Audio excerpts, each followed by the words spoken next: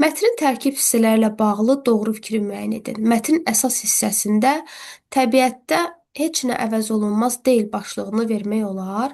Bu yanlış fikirdir. Əksinə, çünki mətnin əsas hissəsində göstərilir ki, e, qarışqalar çox mühüm rol oynayırlar. Hər bir canlı varlığın var olma səbəbi var.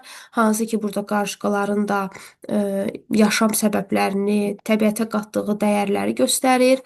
Deməli, həqiqətən də onların gördükləri bəzi işlər var ki, onu digər canlılar görə bilmirlər. Belə çıxır ki, qarışqalar da müəyyən qədər əvəz olunmazdır.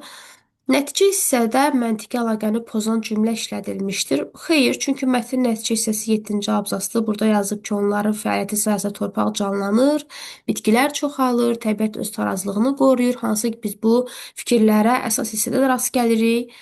Daha sonra yazıb ki, mətnin giriş və nəticə hissəsində zidd fikirlər var. Bu da yanlış fikirdir. Giriş hissəsində də qarışqaların təbiətdə mühüm yer tutduğunu vurğulayır. Həmçinin nəticədə də bunları sadalayır. Deməli, giriş və nəticə bir-biri ilə səsləşir. Qarışqalar mükəmməl sosial quruluşa sahibdir cümləsi 7-ci abzası artırılsa, fikirlərin əlaqəsi pozulmaz. Əksinə pozular. Çünki 7-ci abzasda onların sosial quruluşundan danışmır. 2-ci abzasda danışır onların sosial quruluşu haqqında. Bu da yanlış fikirdir.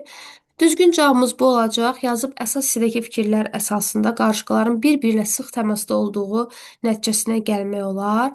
Bəli, bir-birlərlə sıx təmasdadırlar. Əsas da bunu ikinci abzasdan görə bilirik ki, onlar bir koloniya şəklində yaşayırlar və kraliça yüzlərlə, minlərlə işçi qarışqı, döyüşçü qarışçılar olur.